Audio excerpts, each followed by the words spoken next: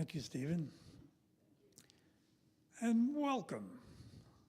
Good morning to you all, and welcome to Interfaith Community Sanctuary, both here and for those who are out there in cyberspace. Welcome.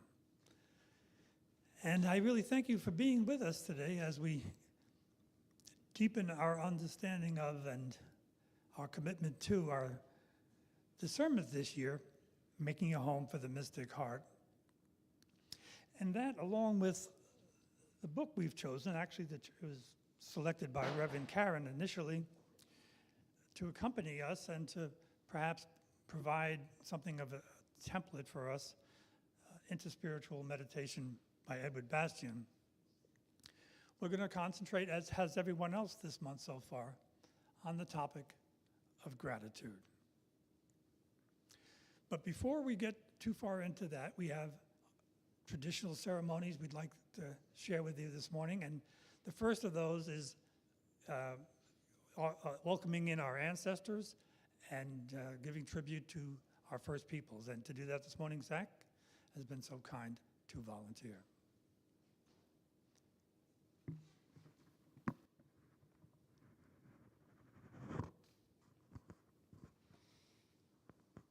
Morning, everybody. Let's just take a moment, just take a breath, kind of get centered in your body, centered where you are, centered right here in this very moment together. Just reach back with your creative imagination. Reach back to your mom, your dad, your aunts, uncles, maybe your grandparents if you knew them, even maybe someone lucky like me who knew their great-grandparents. Reach back to those mentors, those that are still here with you right now, as well as those that are passed on. And continue back. All those folks had mentors. All those folks had moms and dads and aunts and uncles and grandparents. And they keep going back and back and back. As far as back as our imagination, there's a lineage there. And here we are today, standing on the shoulders of that lineage. They're holding us, supporting us. Everything that they did, they dreamt of. We are the fruition of all that. Here we are today. All of our joys and sorrows and ups and downs of life, it's all because of them. We wouldn't be here without our ancestors. So today, this morning, let's think of those ancestors.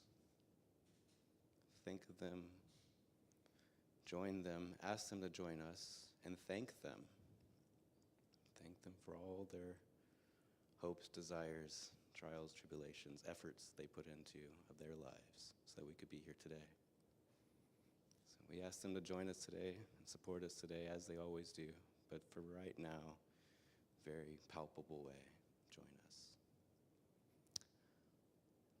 Thank you, ancestors. And while we're thinking about all that, we can think about this particular place, this place in Seattle, this place in the greater Seattle area, Western Washington, America in general, depending on where you are sitting there online. We had, along with all those ancestors, we had indigenous folks here. They, took care of this land. They were the caregivers, the stewards of the land way before we came here. In this particular area, there's the Coast Salish people. They were here from time immemorial, all up and down the coast. We had the Duwamish people, Swinomish people, Snohomish people, the tribes that are now called the Tulalip folks up north. That's a lot of different tribes. Lots of others. Some of them were recognized, some of them our government doesn't recognize. But nonetheless, they're all still here in their various ways, some more apparent than others. But I just implore you, wherever you sit, here, locally, or elsewhere, to maybe take a little bit of a deep Google search about indigenous folks. They were everywhere. A lot of them got displaced, but they're still around. And they, I think, deserve our respect and honor. So, thank you. Thank you, Zach. And now another one of our delightful, lovely traditions is to give an offering to the Divine Feminine. And Vicki this morning has been incredibly gracious to provide that for us this morning. Vicki?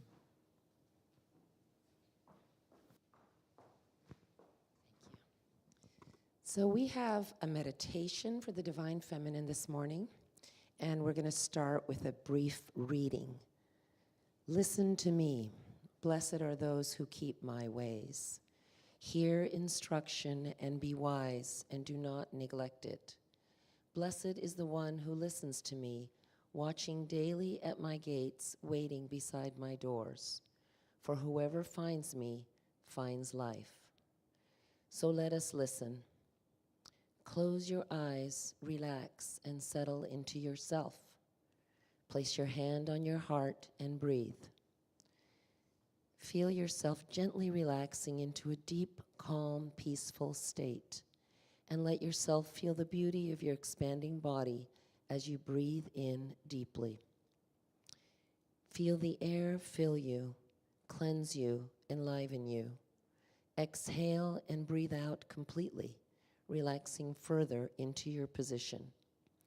Give thanks to the divine feminine wisdom within you as you continue to breathe at a nice, easy pace.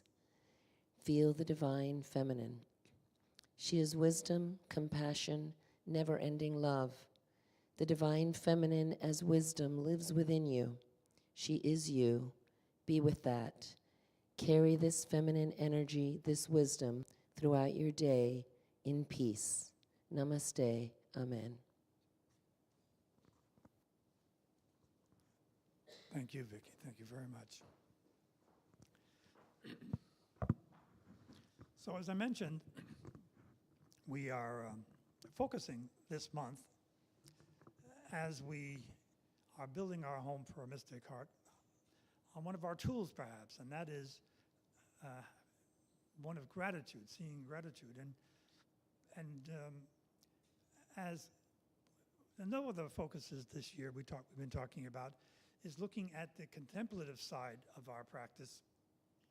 One of the first things I did is I decided to try to find a meditation that we could use to talk about being grateful for what's happening in our lives.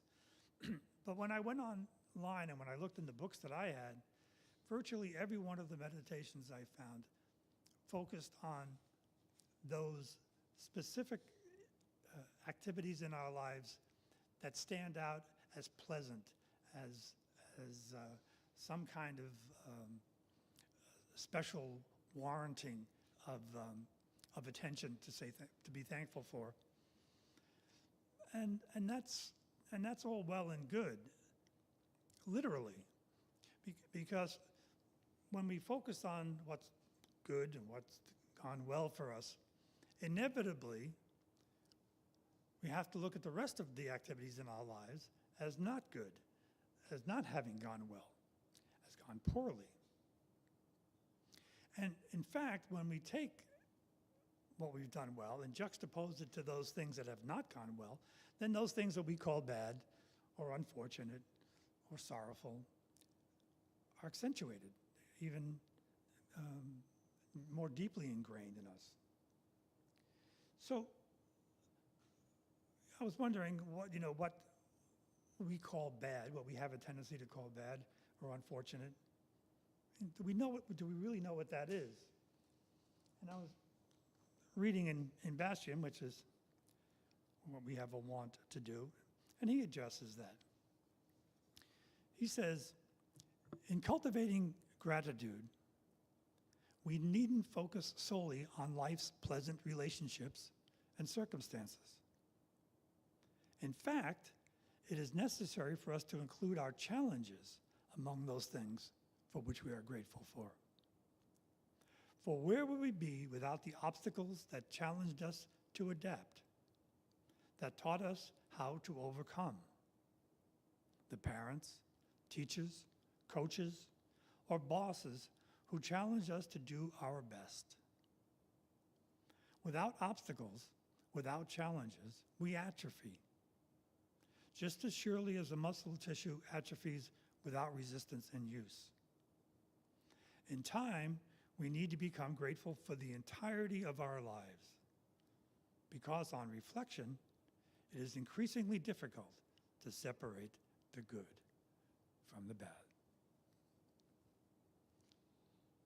And as I read that, I'm reminded, when I lived in Arizona, and I used to go down to, I had a piece of property near Tucson, and just north of Tucson, there is a edifice. There's this humongous greenhouse terrarium-looking thing called Biosphere 2. I don't know if you've ever heard of it before.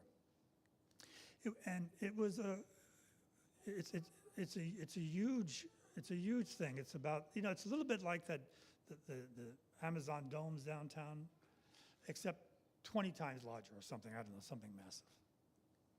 And the idea was to see if they could have a self-sustained environment that people could live within for an extended period of time, mainly for considering travel to other planets. And they had it divided into different zones. They had a desert, they had a temperate zone, they had a rainforest, they even had a small ocean built in, if you can believe that. And everything was done optimally. So for all of the plants, the soil was just right, had the right pH. It was watered with the right amount of water. The light was controlled by baffles so that the light was always just correct. But one of the things they found that was bizarre is that not just one, but several variety of trees, they would start to grow, and then when they get to a certain height, they'd start to just bend and then fall over. And what they realized, that what was missing was wind. That there was no wind to buffer the trees around when they were young. And trees are dependent upon that exercise when they're young to build what they call stress cells. It's hard to believe they actually have that.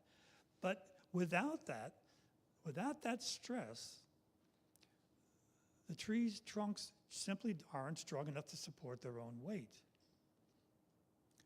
But they learn at a very early age. I mean, you ever see those palm trees in Miami during a storm, and they're blowing over, and all the fronds are all going out to one direction.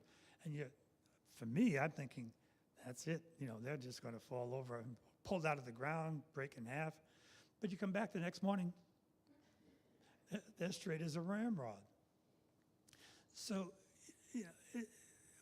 what's called stress, or what's called something that maybe is considered to be bad in our book, is it? I don't know. Another thing I found that was interesting is I was reading this story. It's a common story. I've heard it a number of times, and it's called the Chinese farmer story. But this one I just happened to get out of a book by Alan Watts.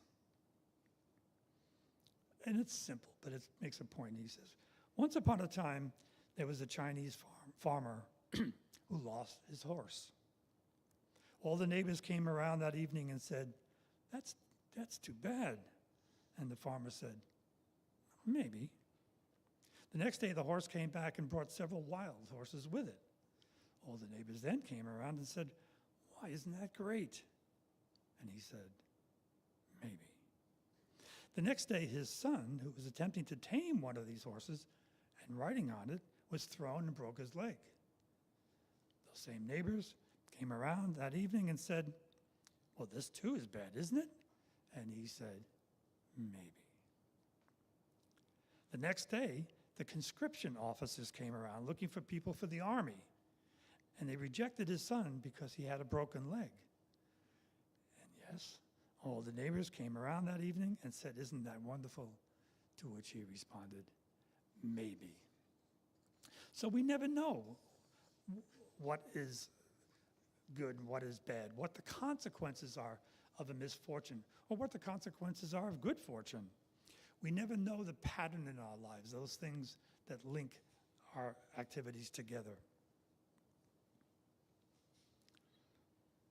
The head of a company headquartered in the World Trade Center survived the 9/11 because his son started kindergarten that day, and his wife became ill. One woman was late because her alarm clock didn't go off in time. Another was late because he missed his bus. One spilled food on her clothes and had to take time to change. One man was walking to work in a new pair of shoes. He developed a blister on his foot, and he's had to stop at a drugstore to buy a Band-Aid. And that is why he's alive today.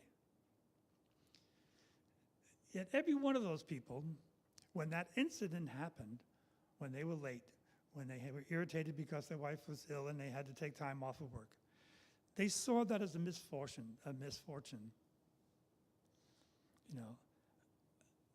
But a lot of times what we find is that what we call misfortune, what we call something bad in our lives, is something of our own creation. Mark Twain tells us, somewhat sardonically, that I have known a great many troubles in my life. Most of them never happened. So it is said that pain is inevitable and suffering is optional. And while that sounds trite, it has real life implications, because to our bodies, our imagined ills, our imagined hurts, our imagined maladies are just as real as the real ones. And our bodies react to stress with that. In what's called the Salatha Sutta, the Buddha tells his monks that anytime we suffer a misfortune, we are struck by two arrows. One physical, the other mental. Being struck by an arrow is painful. Being struck by a second arrow, the one we stick into ourselves, can be even more painful. So here we are, 2,500 years ago, the Buddha basically saying, pain is inevitable, suffering is optional. So if we want to minimize the suffering in our lives, it's not so much about trying to ignore what's happened or to eliminate the negative, since we don't really even know what that is. It really is a matter of changing what we believe about what is good and what is bad. And what we find is usually life is not as bad as we think it is. You know, it could be said that we can achieve an attitude of gratitude, a line that I actually stole from our good brother, Leigh, who comes here a lot and uses that phrase. But one of the best ways to accomplish this attitude of gratitude is to begin cultivating that, if you will. And the best way to cultivate that, in my opinion, is the very first thing in the morning. Now, I don't mean this as a parlor trick. I mean it more as a contemplative practice, because going back to Bastian again,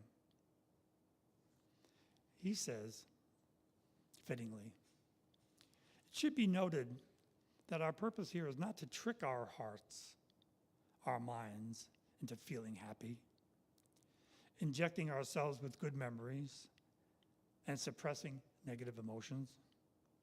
We are simply trying to cultivate a grateful mentality and a deep appreciation for others. And just about every religious tradition has some sort of prayer, tradition, practice, benediction, whatever you will, that can guide us to starting our day in a positive way and expressing gratitude. You know, Rich mentioned a couple of weeks ago, I hope I get this right, Rich, that there's a Jewish tradition, a morning prayer called Moda Ani. And it begins, I thank you living and enduring King, for you have graciously returned my soul within me. This is delightful. There's a Native American Lakota prayer, a morning prayer that begins, Creator, it is I. Thank you for today's sunrise. And for the last couple of decades, actually quite a while now, I have my own sort of morning meditation, my morning mantra, if you will, that I say the very first thing as soon as I'm aware of what's going on in the world. And, mine starts, this gift of a new day is being offered to me. Accept it and all that it brings. So what I'm asking, I guess, today is to consider finding for yourself, one of these morning prayers, mantras, whatever it is, and consider starting your day with it. There's quite a few out there. I mentioned just a couple, but there are scores. I mean, it'd be tiresome to start to go through them all, but they're easily found. Or you can do as I do and make up your own. I find it better to make one up that, with using my own words, because it tends to resonate more with me than others. But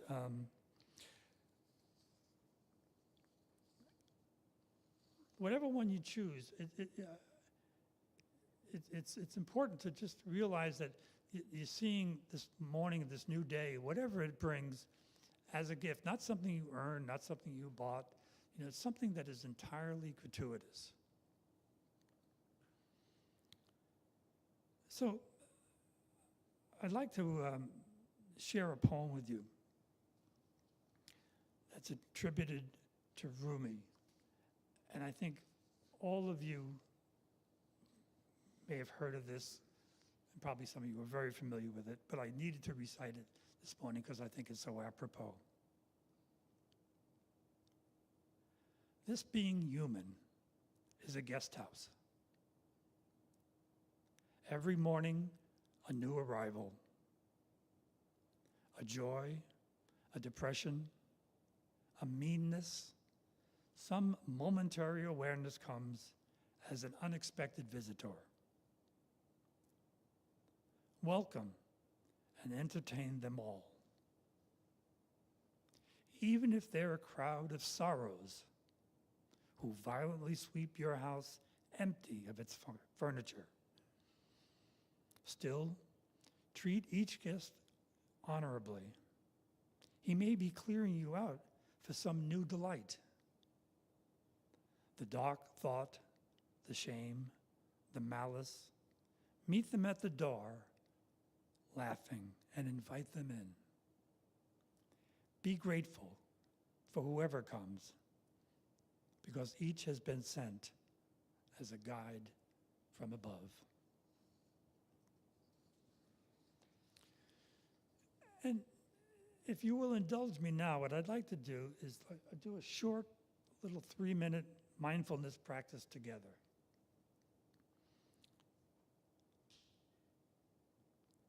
I'm going to use the timer just so I have some sense of what's going on here.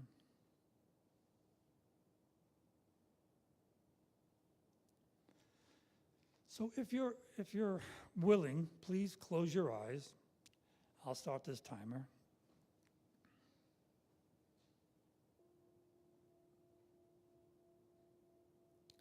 And pick a phrase that you might use to express your feelings of gratitude for a new day. One that resonates with you.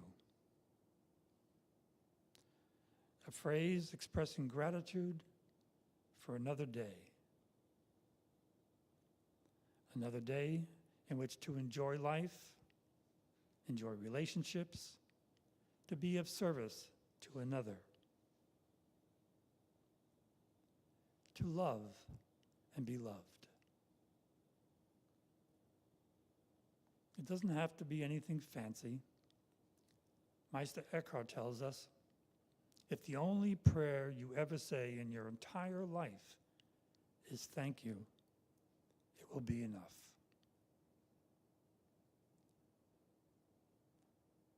But thank you from the heart, not the thank you that we're used to gratuitously saying when somebody passes us the salt or opens the door for us, but a real heartfelt thank you. If you will, repeat your phrase of gratitude a number of times. Don't count them, just repeat them as many times as you are comfortable. Vary your intonation if that works for you, but try to feel the words with sincerity. Believe what you are saying to yourself.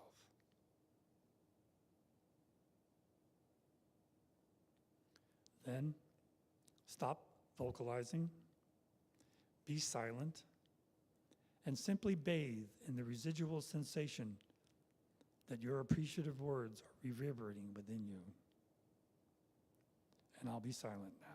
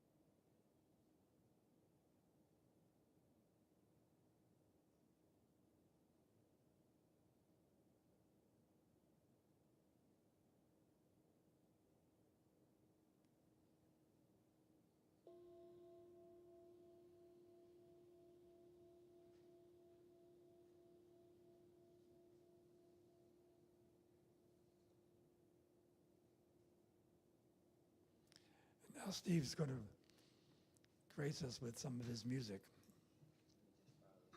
Yes, sir. It seems like a good time today to do what I've done a few times in the past, and that is thank my mother, my dear departed mother, Marjorie Crawford, who got me playing piano in the 2nd grade. It's been a lifelong gift. Thank you, Mom. I'm sure it wasn't my idea. And everything that I play now is just improvisation, and I'm going to improvise in a way that I think reflects what George was talking about with regard to what's good and what's bad.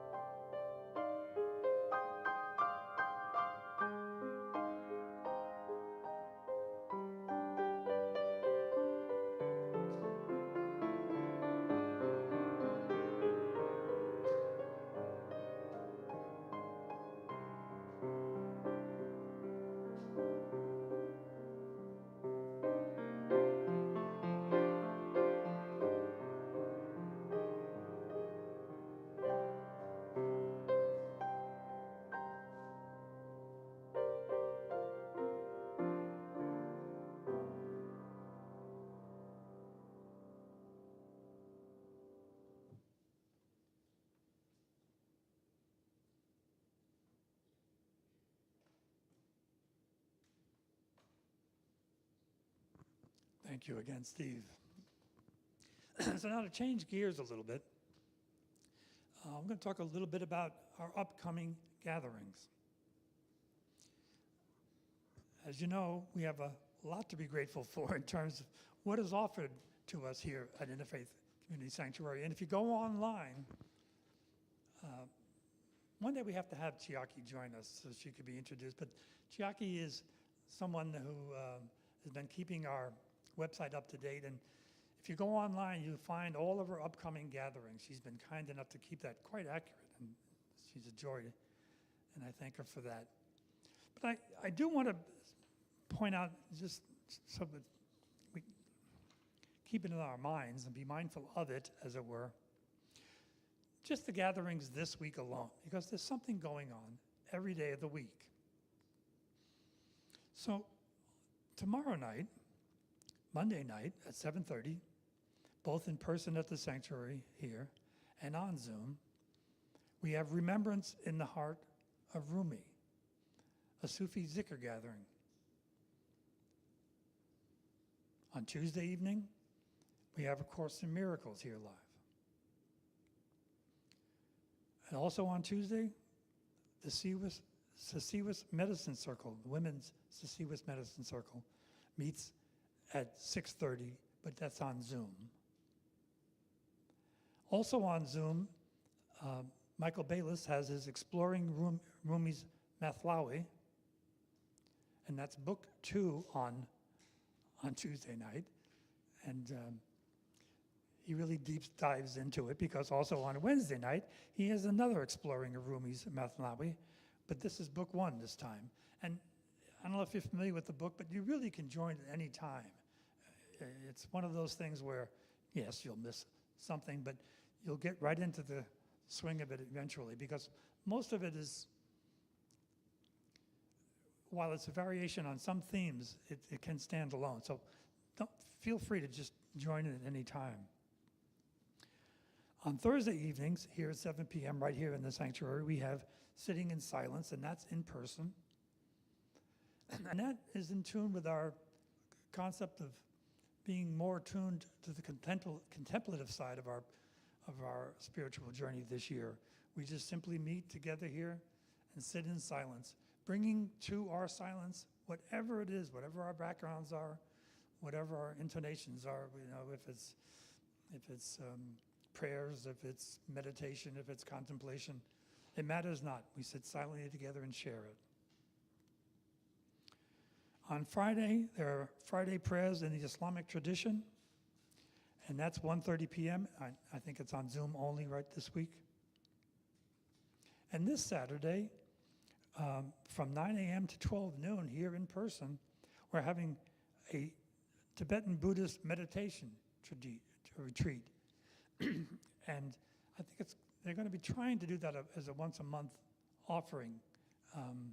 But it's a little intensive mini retreat, if you will. And Greg Patnode, who's been here a number of times and spoken with us, is leading that.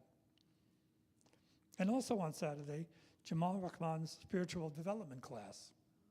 That's actually over from that course ended last Saturday. I stand corrected. Jamal is not having his class this Saturday. It'll pick up again. But it will pick up again when, do you know, Sally Jo? It'll be a few weeks. Several weeks from now, and you will be informed correctly by someone else, but it'll also be online. Jackie will have it put online for you as well. So then that brings us to the next segment, and that is sharing our wealth. Oh, George, did you mention the dinner at the Unity? You want to come up? Yeah, I don't remember if we had the flyer. Oh, there is one there. Oh, good. This is something that happens off campus, but we're very involved in it and supporting it and co-sponsoring it, actually. So we'd like to encourage people. On Saturday, May 18th at 6 p.m., there's an offering called Dinner with Others. And it's a type of dinner discussion that started down in Houston years ago. And it's being facilitated by Dr. Richard Lauren and also Northwest Interfaith and Unity in Linwood, and it's happening in Linwood at their beautiful space there. And it's a free dinner, and you'll have a chance to meet people from different faith traditions and different faith group and different, hopefully, just different belief systems. But we're all different, so we'll find that we will be able to talk about, by answering questions, that everybody gets a different question at the table, and you spend a little time getting to know each other. And it's a free dinner, and it's limited to 75 people registering. So there's a link and a place online where you can register for this. And we will be putting it in I'm going to ask Chiaki to put it in our announcements, although it's not happening at our building. So I don't want people to get confused and think it's happening here, because most of our announcements and classes and things happen here. But because we're co-sponsoring it, we'd like to really support this and see if we can get some people to go to it, and they've asked us to do that. So there'll be more information, and there's a flyer. Maybe I can leave it up here if somebody wants to, or you found it back here. Then if you want to copy down the link or, write down the name of the place, I'm sure they have a link on their website too, but I just wanted to share that. So as was pointed out, the address is not on there, but it's up near the mall up there, Alderwood Mall. Yeah. It's on when you register, the address is on. Okay.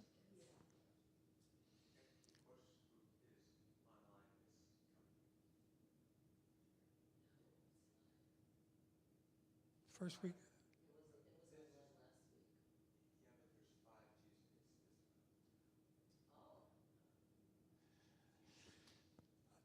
So again, I stand corrected. You see, the good news is I accept criticism very, very well. And the reason for that is I get a lot of practice, you see. So I'm told that A Course in Miracles is not going to be live this week. It's going to be, but it will be on Zoom. Is that correct? It'll be on Zoom this week. However, should you decide you want to join us, it will be live next week.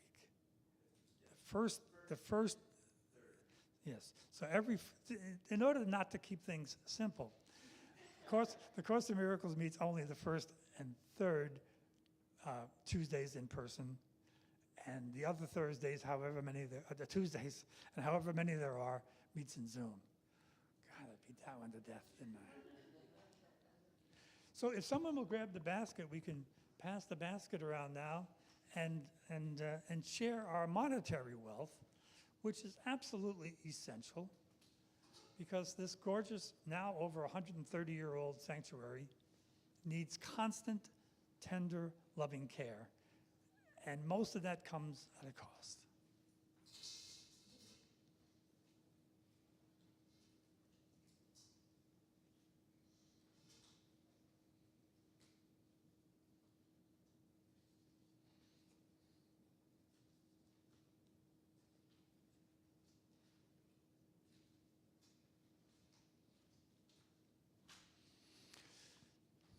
So while I thank you for that, I'd like to move on with this whole idea of gratitude, because certainly Interfaith Community Sanctuary is grateful for whatever people contribute monetarily. But we can also share perhaps even a greater wealth of ours, and that's our knowledge and our experience and our compassion. Because this emphasis today on gratitude is about us, but it's not just about us. Let us remember that at its heart, making a home for the mystic heart is about transition. It's about preparing to have a spiritual transformation. And that preparation is not only for ourselves, but for our whole community. And while, as we spoke of before, cultivating an attitude of gratitude, I get tired of saying that, but it works, it will enrich our lives. But being less focused on ourselves will also help to stabilize us in our practice as we build our own home for our mystic heart. But bigger than that, and it's something I'd like to have as an ongoing discussion here with us, or not going more than a discussion, but a kind of an activity of actualization, is seeing Interfaith Community Sanctuary as a supportive community, as a contemplative home for mystic hearts, where we can share our combined wealth, our combined understanding, knowledge, and experience. And we're uniquely poised to do that. One thing about Interfaith Community Sanctuary is it's not homogenous. Like, you know, if you go to some Catholic church, you're going to get Catholics. You know, I could be wrong about that, but I think I'm right. But here, the beauty of Interfaith Community Sanctuary is we draw from all sorts of traditions, and that puts us in a rather unique position. So, you know, we can draw upon activities, traditions, knowledge, prayers, traditions that we're not familiar with but may be useful to us.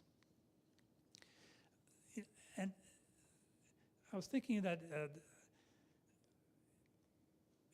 it could almost be like stealing a bit of the philosophy of Habitat for Humanity.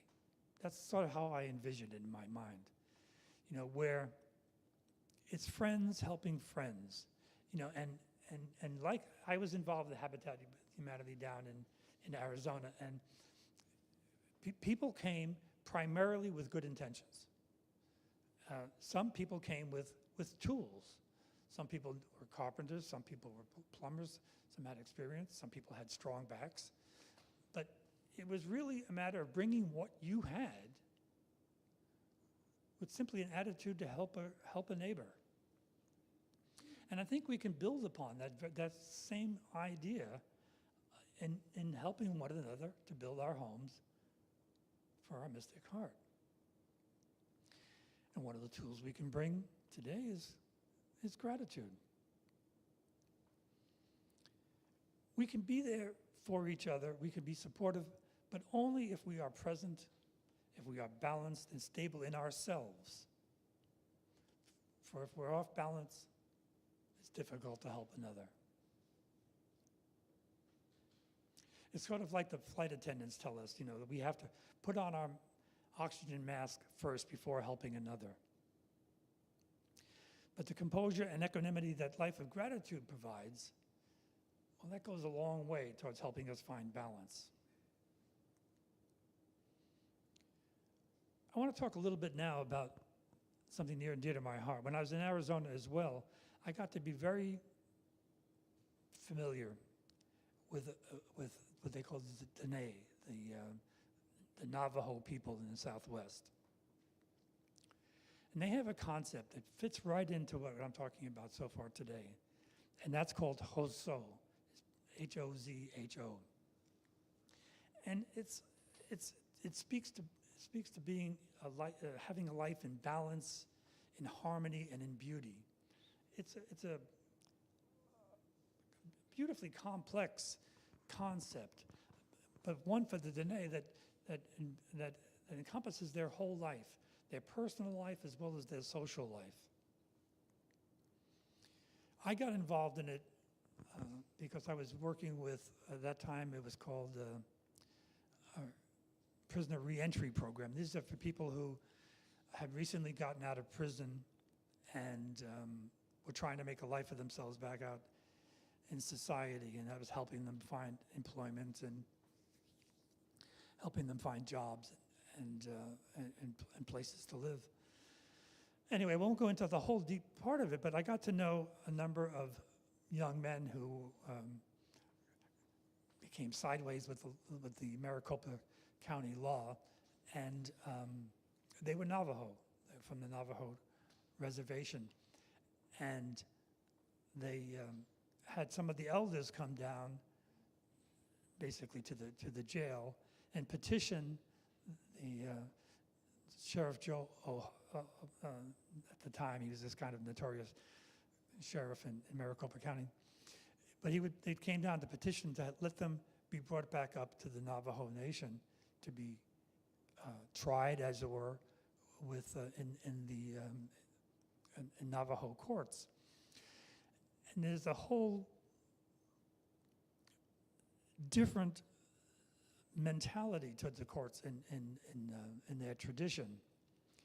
And it's one that we define it, I think, down here as restorative justice, rather than one of retribution. And they have the understanding that when someone commits a crime, somebody does something wrong, somebody does something evil, that essentially it's because they are out of balance. And it's their obligation to get back to balance, if you will. But it's not solely their responsibility. In fact, it is the responsibility of the whole Navajo Nation, to help those people bring themselves back to centering. So I think borrowing from that, we can use that to create a community of healing here.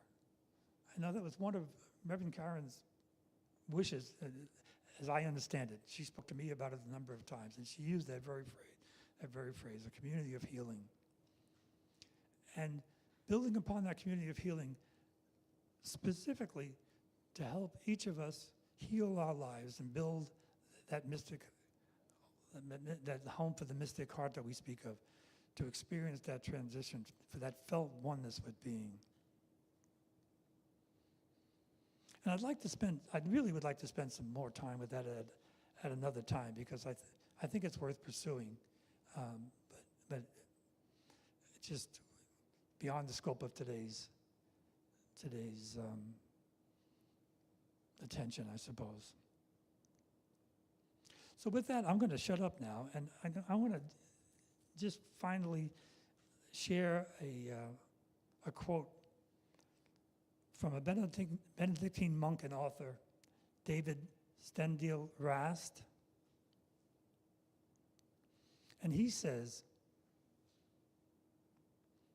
"How can each one of us find a method for living gratefully? Not just once in a while being grateful, but moment by moment to be grateful. How can we do that? It is a very simple method. It is so simple that we actually are told as children when we learned to cross the street. Stop, look, go. That's all. But how often do we stop? We rush through life. We don't stop. We miss the opportunity because we do not stop. We have to stop. We have to get quiet, and we have to build stop signs into our lives. When we open our hearts to the opportunities invite us to do something. Stop, look, and then go. And really do something. And what we can do is whatever life offers to you in that present moment. Mostly, it's the opportunity in joy.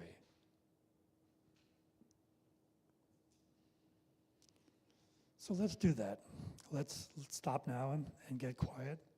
And now Michael Douglas has graciously agreed to lead us in another meditation.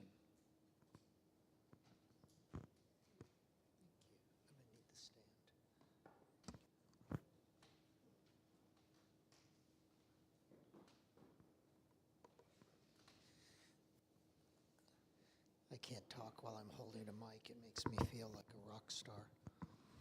Or like I'm doing karaoke or something. Same thing. Okay. So I'm going to talk a little bit, and we're going to mostly do some practices around this sense of the body as a gateway to enlightenment. This does connect with our theme of gratitude, and I'll say why in just a sec. First, I want to, like Steve, express gratitude to my mother for giving me a body, for actually forming my body out of her flesh, which is pretty amazing.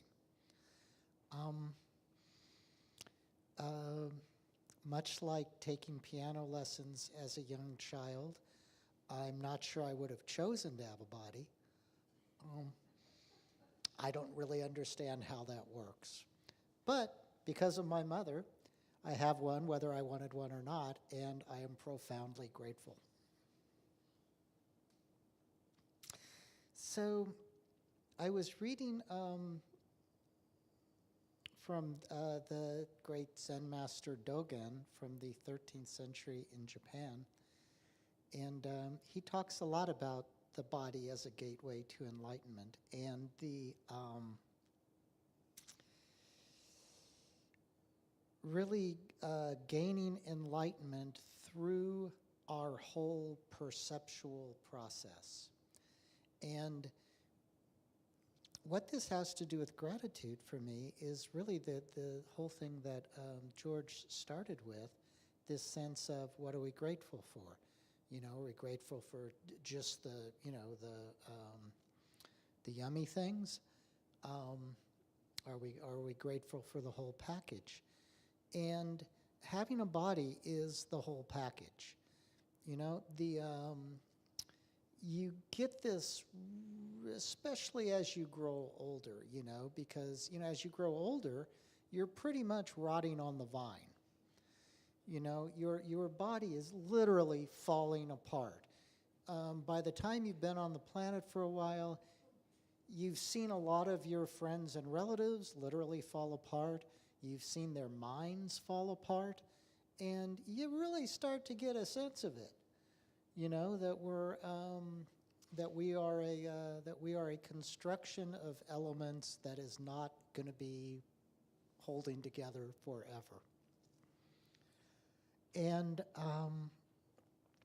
you can't really draw the line between what's fortunate and unfortunate, like the story that George told. You've just got to love the package, or be very unhappy. I mean, I guess that's the choice.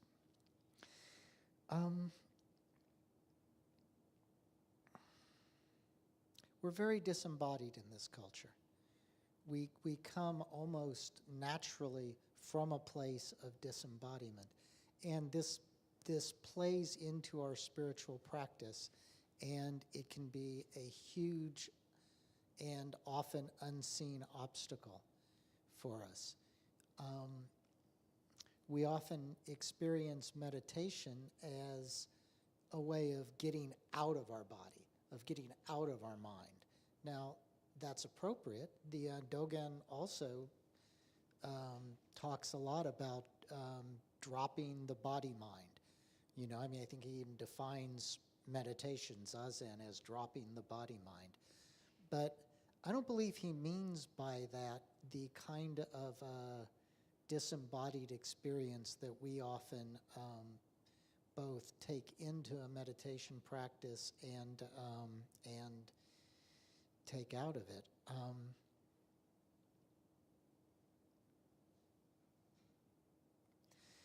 Through meditation, you can connect with the abstract, with the non-material, with the simple, with the unity of all things, the simplicity of unity. And that's reality. And that is a cutting edge for us at some point in our spiritual progress, to get out of our body-mind, to drop our body-mind, and to be in a place of simplicity and unity. But it really doesn't stop there, because unity also includes the 10,000 things, also includes the complexity of our life, also includes our suffering, also includes our separation. The unity includes our separation.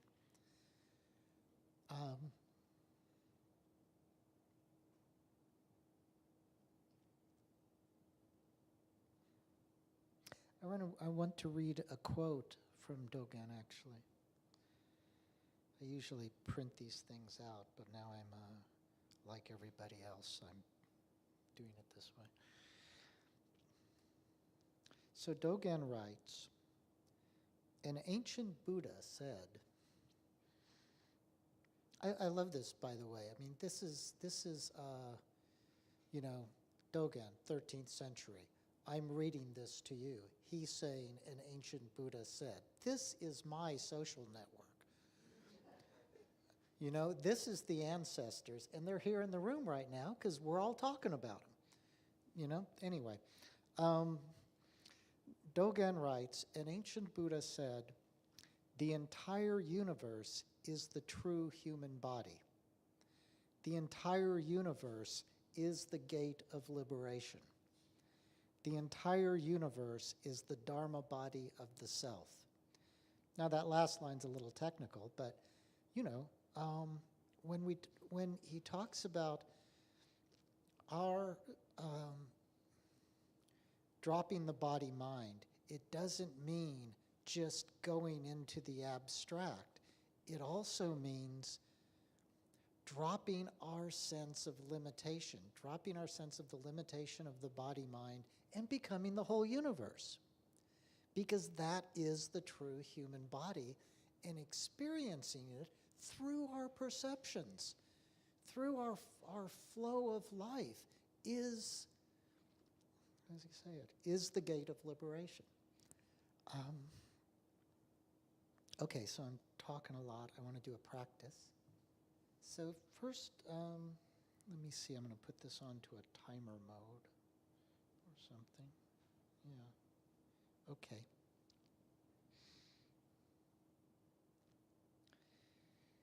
So we're going to do this for 3 minutes.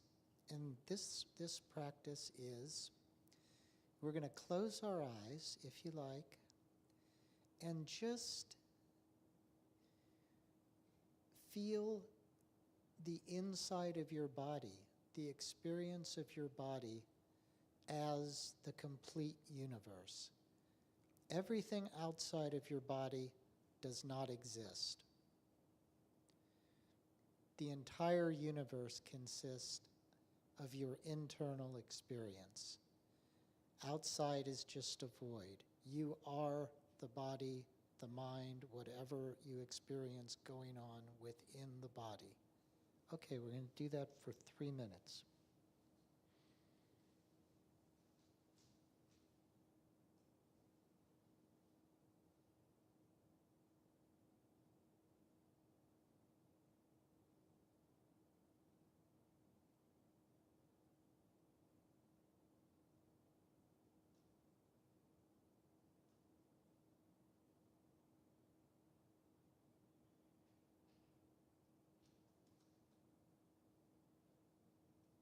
Nothing exists outside your body.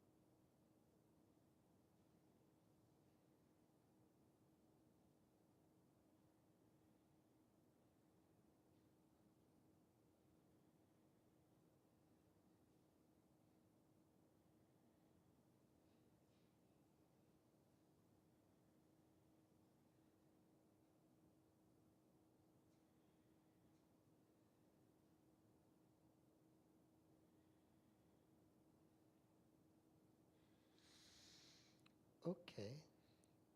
Now, let's come back to something existing outside our bodies. And let's do another practice. This time, it'll probably help to keep your eyes open.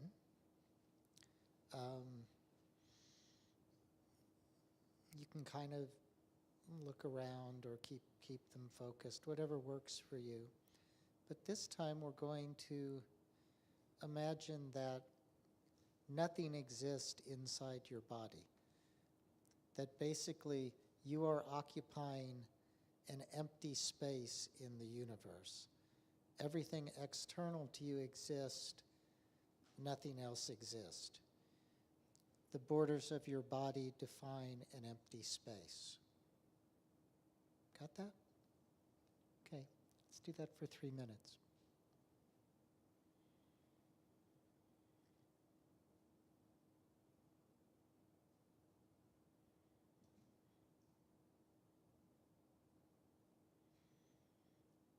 Again, you might find it easier with your eyes open, to whatever works for you.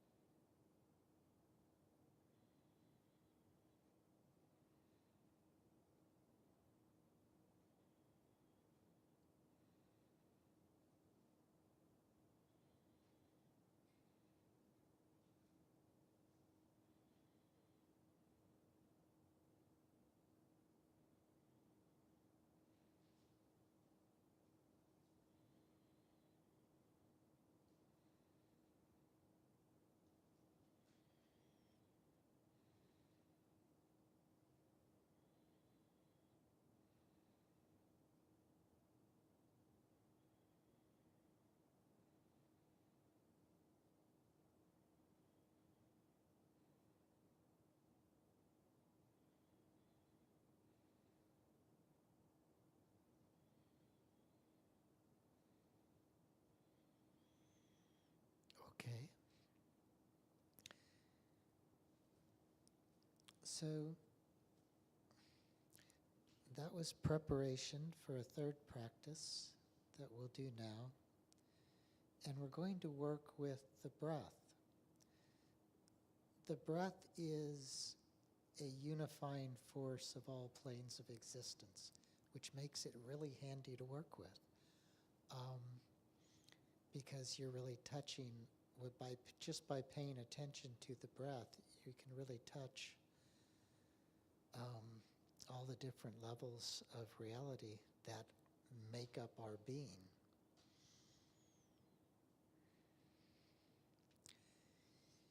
So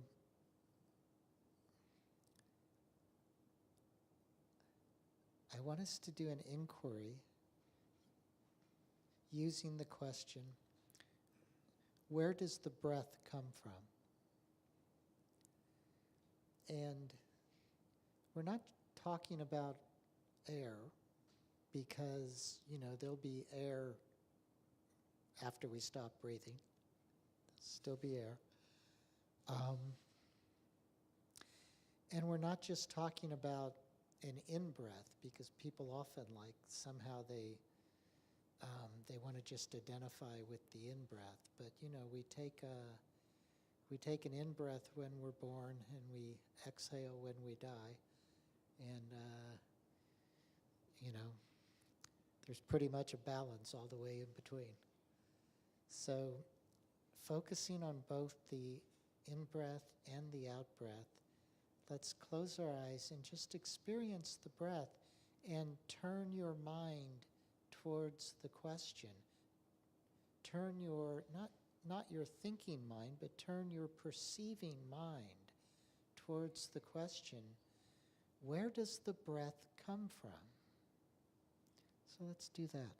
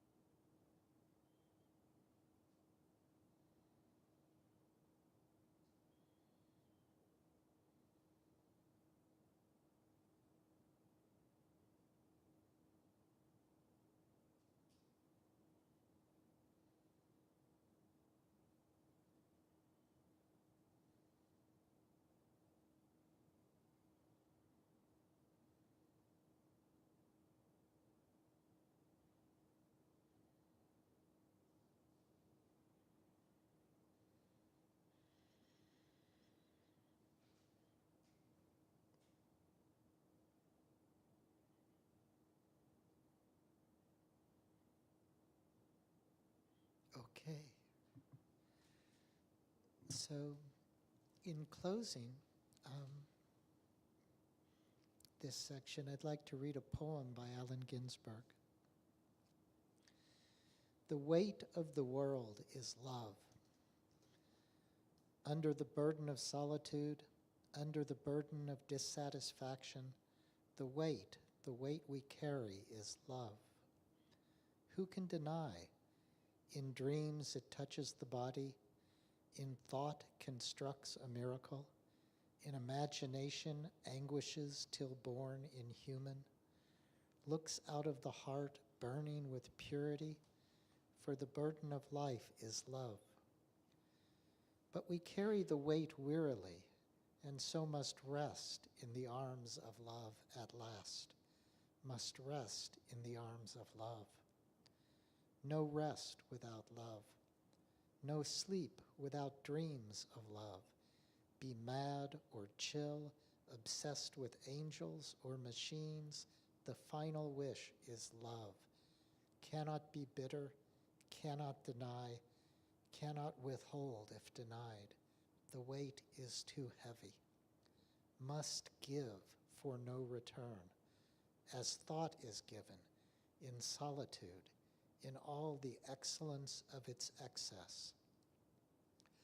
The warm bodies shine together in the darkness, the hand moves to the center of the flesh, the skin trembles in happiness, and the soul comes joyful to the eye. Yes, yes, that's what I wanted. I always wanted to return to the body where I was born. Thank you.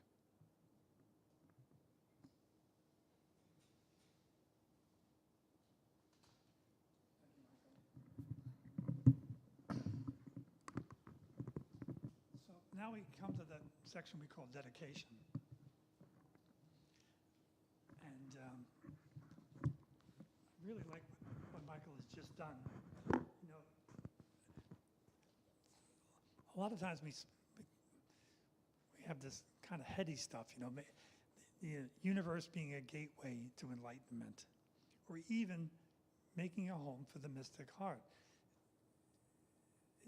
It's kind of an intellectual concept, and you know, as I spoke about earlier, really making home for the mystic heart, which is our sermon for this year. It's about preparing ourselves for a transitional moment, for preparing ourselves for felt oneness with God, preparing ourselves for unity. And that is not something that we do with our heads. It is something that we have to start to work moving downward from our head into our hearts. And one of the ways to do that is just this beautiful way that Michael just did it, by taking this time out, making the contemplative part of our practice, you know, looming ever larger, more and more time stopping, looking within. That's where that home for the mystic heart resides.